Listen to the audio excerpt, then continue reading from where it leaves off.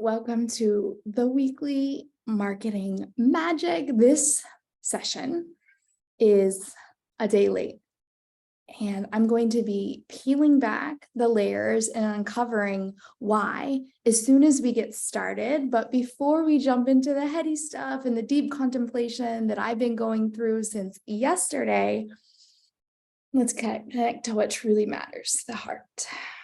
You can place your hands on your heart or down by your sides on your lap as you take a few deep breaths to really connect to the present moment of right now.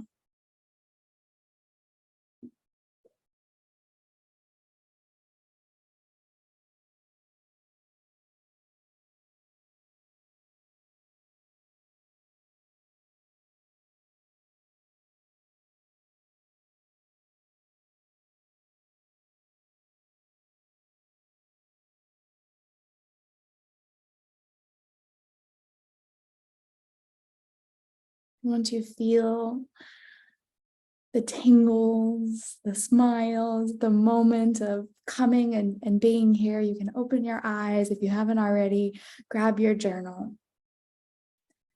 Going live on a certain day and then life happening, things come up. What do you do? I've been living in Costa Rica now for 7.5 years. And there's something that is so challenging with being here, and it's going to the bank. It's trying to pay your bill. It's trying to log into your online banking system. It's trying to send money from another country to where you live now and providing documents from 4 years ago.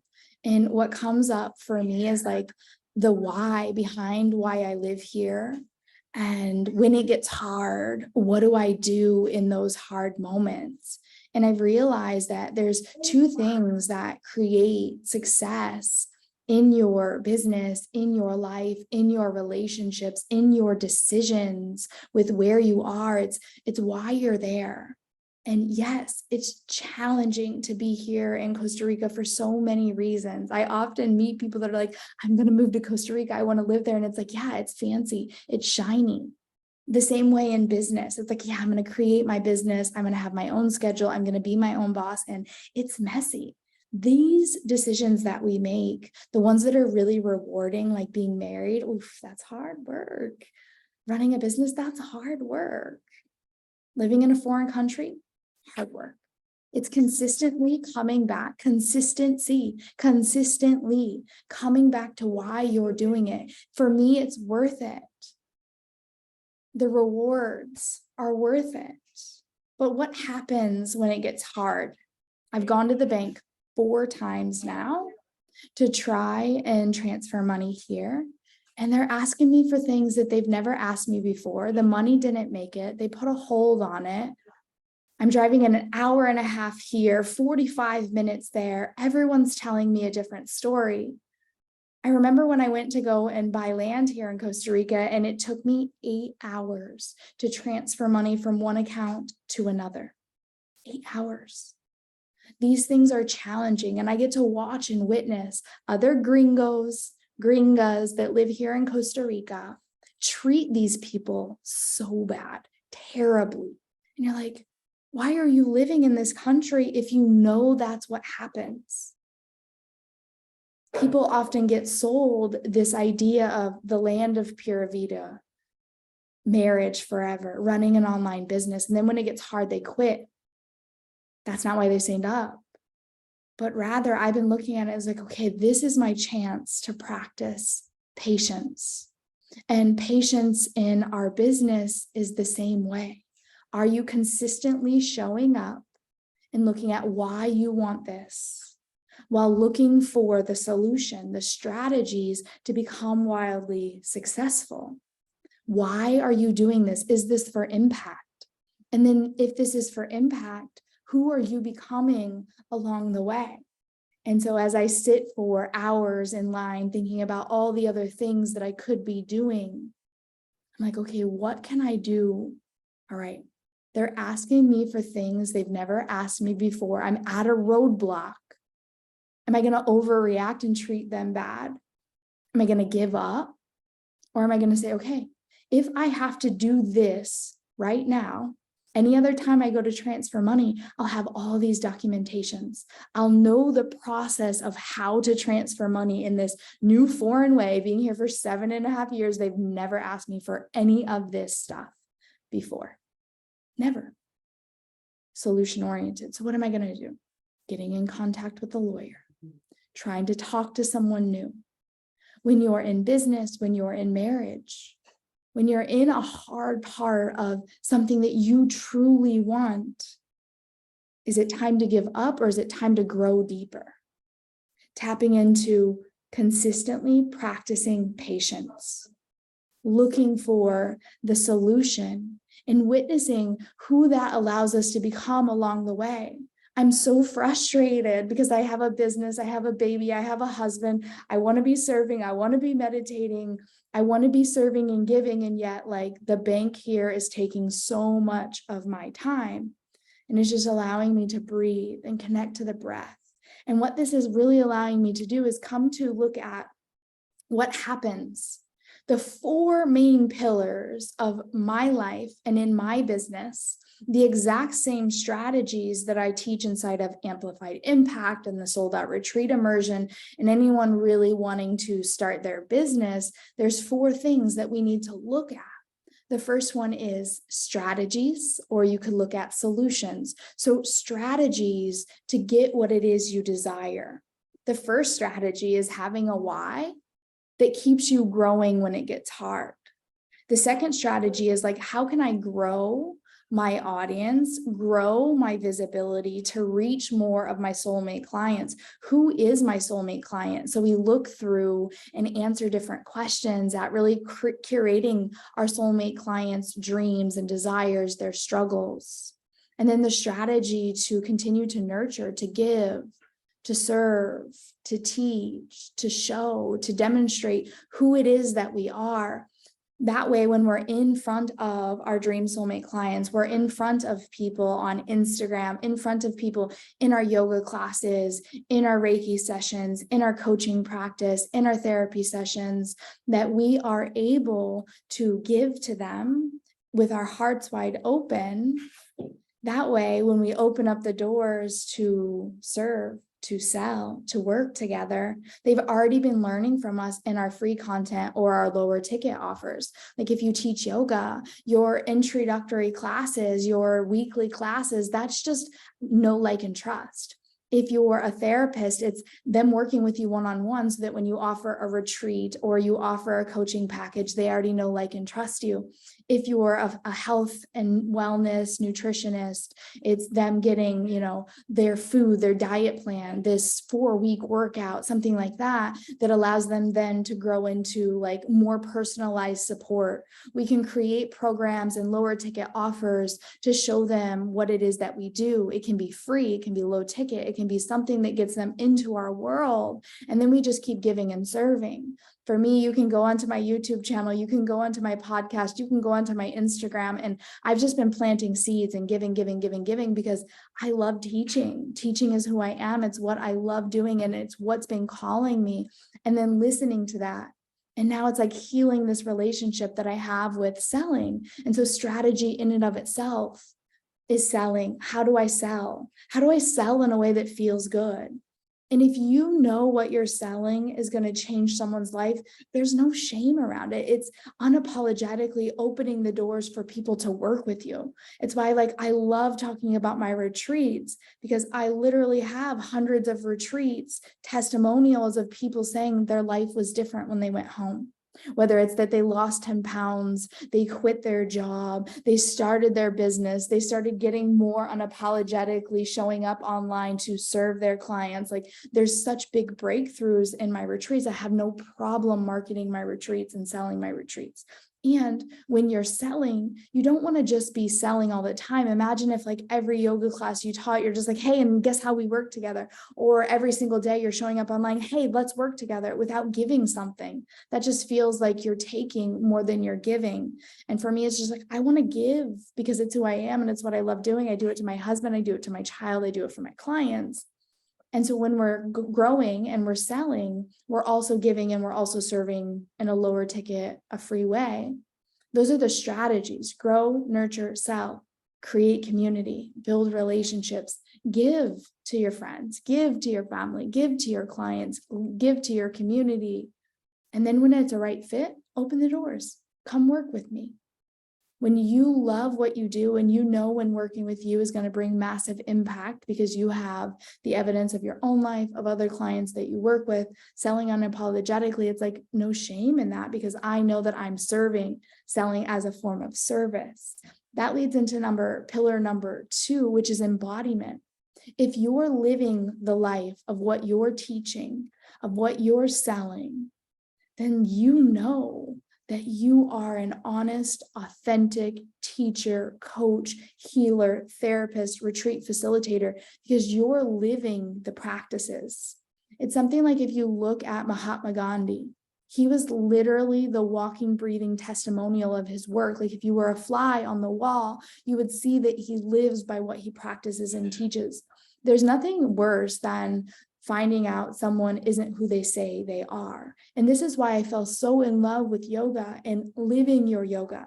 Because if you're going onto your mat and really practicing getting close to yourself, your relationship and how you show up, but you get off of your yoga mat and you talk to your mom horribly, you call people names, you steal, you lie, you cheat, you're dishonest, you're not who you say you are, then why do yoga? What the heck is the point? Yoga gives us the ability to set healthy boundaries, to know what it is we want, the confidence and the courage to go after what it is we want. When you're able to live your yoga, you are the embodiment of your work. This can be fitness, this can be therapy, this can be coaching. When you're creating a coaching package and you're teaching different pillars, are you embodying those pillars, or what I would call living your practice, living your yoga? Are you being what you say you are? One of my mentors says, like, if your dream soulmate client was watching you, would you be acting this way? And I just want to say, we're human. Oftentimes I overreact, or I say something, or I do something, I get angry, and I'm like, I pull all the way back in and say, how can I do different next time? What did I miss this time? Was it taking a deep breath? Was it pausing before I responded? Have I not been doing my meditations? Have I not been doing, leads me into pillar number 3, investing in yourself, investing in your practices, investing in what it is you teach, investing your time into you, as well as if you're going to be invested into making a bigger impact, to do the work first yourself, but then also to invest in your future, learning, educating.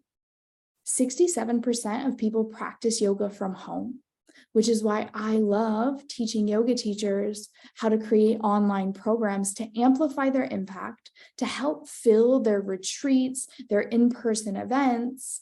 It's in the same way that, like, I'm educating others on how to create an online business and have an in-person thing, if that's what you desire. For me, it's like, I love being able to teach online, to reach more people, and then fill my retreats as a byproduct of me building my relationships and reach online. It's the amplification of who I can help and how I can serve. It's like in-person is so important for me for that heart touch connection and really getting to know people in the same area, in the same energy of, like, so much transformation happens in a retreat, whether you are a mentor, a coach, a therapist, an entrepreneur, or a student.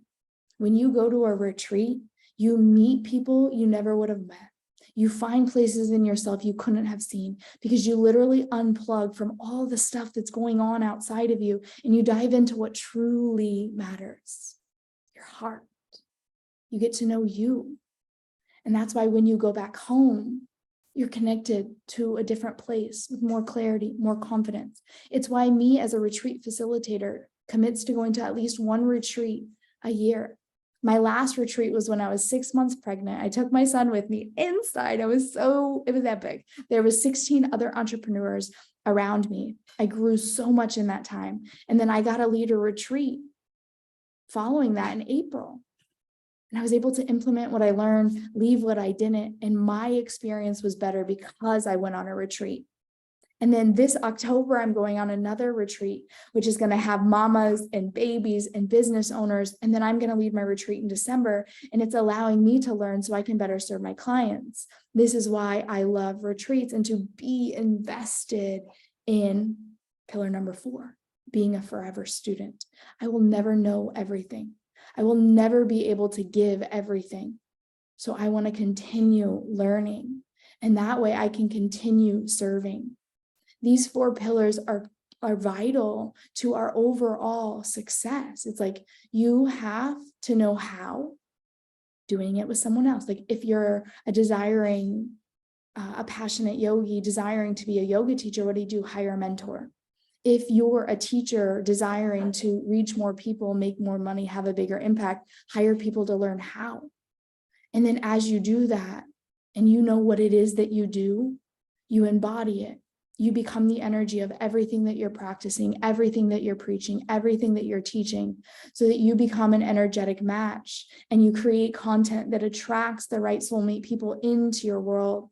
And then after you're fully embodied, you know how you stay invested into yourself, into your own growth, into your own learning. And then number 4, it's continuing to learn. The self-paced learning industry is said to be a $600 billion industry by 2030. Because we have what you're hearing right now, whether you're listening to this on the podcast, you're in the Facebook group, you're getting me on an Instagram reel, we're repurposing all of this content so that I can reach more people on different platforms. And that happens after you master how to create content on one platform. This is what I teach inside of Amplified Impact. How do you master your ability to show up on one platform, build authentic relationships consistently over a long period of time, and then repurpose to different spaces and places? I go live in a Facebook group. I upload that video to YouTube. I take that video and create YouTube shorts. I put those on Instagram. I put those on TikTok. And then I send it out to my email list. It's like, but I only took one time to serve, deliver, and give, and then repurposing it. And as your business grows and you have more money, more income, you want to hire out. So you have a VA, someone else to do the repurposing so that you can focus on the CEO mind. Where are we growing? How can I continue to serve other people? And it's at first being invested into you. And all of this came through me as I was sitting in the bank thinking about, wow, this sucks. I was so angry yesterday. I couldn't be here live. I couldn't go surfing. I couldn't be present with my child because I choose to live in Costa Rica, where it's hard when you want to do real life things. It's hard. The same thing that happens when you want to be married forever. It's hard because you're not always going to agree, and it's not a fairy tale. I met my dream partner and we are madly in love, and there's conflict. There's moments where it's just friction. And what do we do in those moments? How do we continue to grow together? In your business, when you want to give up, it's practicing being patient, looking for the solution, refining the strategies, staying invested into who you're becoming, and continuously showing up for yourself, and then showing up and teaching and serving and being the walk that you talk. And if you do that over a super long period of time, you're bound to be successful. But that doesn't mean it's easy. It means that you're devoted to your big why, your big mission. And when your why is big, you have momentum, so much momentum that it doesn't matter. I'm going to leave you with that. And I'm so curious, like if you are listening to this, what lands with you today? Share with me. And if you know that someone else in your world would benefit from hearing this, be sure to share. We don't run ads to any of these podcasts, these weekly trainings, and to reach more people, it's like to serve our mission together, to make bigger waves in the world by just one share. If you're listening to this on YouTube, go ahead and hit the like and subscribe button. We share 1 to 2, 3 videos every single week of how to be the embodiment of your work, how to show up, serve, and give from your heart so that you can see your mission through every single day, seeing your vision come to life through massive action.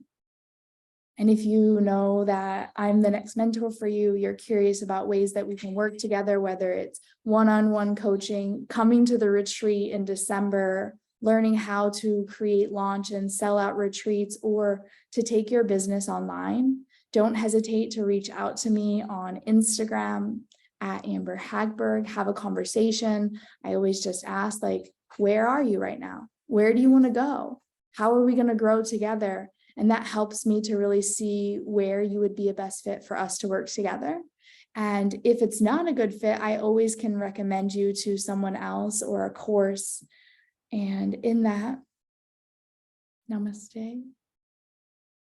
Seeing the light that shines inside of you, reflecting it back to you. One of my greatest gifts is to see your magic, your gifts, your skills, your clarity, and helping you to amplify your deepest heart's desire, to mirror back to you and show you what you already have inside of you. I'm not giving you anything.